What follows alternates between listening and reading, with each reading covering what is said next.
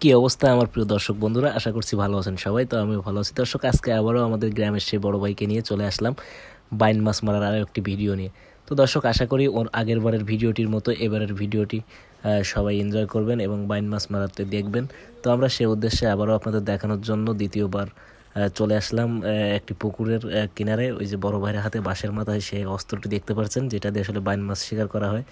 দেখতে পাচ্ছেন এই যে কিন্তু বাইন মাছ মারার কৌশল, এই যে হাতে লাঠি এবং লাঠির মাথায় আলপানা, আসলে ওটা দিয়েই বাইন মাছ মারার চেষ্টা করা হচ্ছে। আপনাদের আজকে দেখাবো যে আসলে পুকুর বা ডোবা নালা থেকে কিভাবে বাইন মাছ মারা হয়। আমাদের এই যে শিকারি কিন্তু টান দিয়েই চলেছে, তো আসলে পাচ্ছে কিনা, পা গেছে। ও রে, একটা বাদে ছিল কিন্তু আসলে চলে গেছে।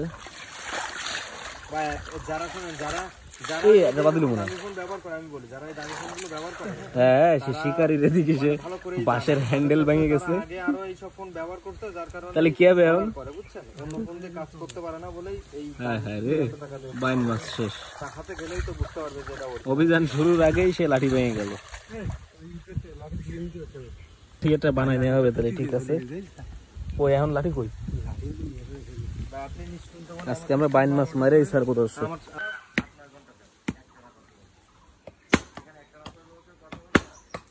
লাঠি ভেঙেছে ওতে কি আমরা থেমে যাওয়া লোক? এক পর্যায়ে লাঠি আবার নতুন করে জোড়াতালি দিয়ে আবারও কিন্তু আমরা অপারেশনের উদ্দেশ্যে রওনা হব এবং প্রস্তুতি সম্পন্ন চলতেছে, ঠিক আছে।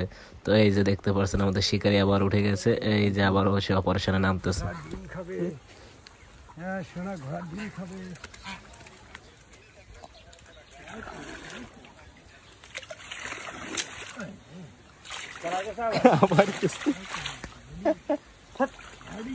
ওই চাপ কি কুল হয় কোনোদিনও?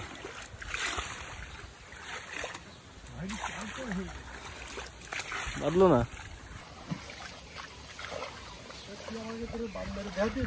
বানমারি দেখাতে হবে স্যার।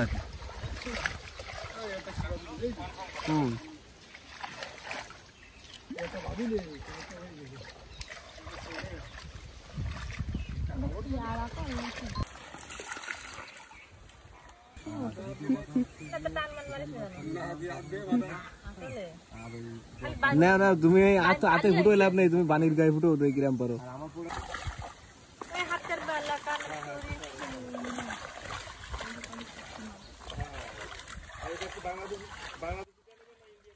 তবে আজকে মনে হচ্ছে আমাদের কপাল কিন্তু ভালো নয়, আমাদের এখনো পর্যন্ত একটা মাছও আমরা পাই নাই।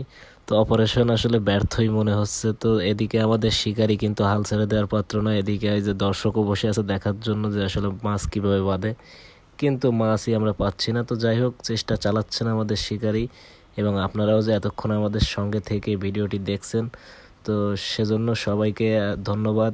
মাছ মারার উদ্দেশ্য নিয়েই আমরা গেছিলাম, তো আসলে আজকের লাক খারাপ, এ কারণে আমরা কোনো মাছই পাই নাই। তো সবাই ভালো থাকবেন, সুস্থ থাকবেন, দেখা হচ্ছে আবার অন্য কোনো ভিডিওতে।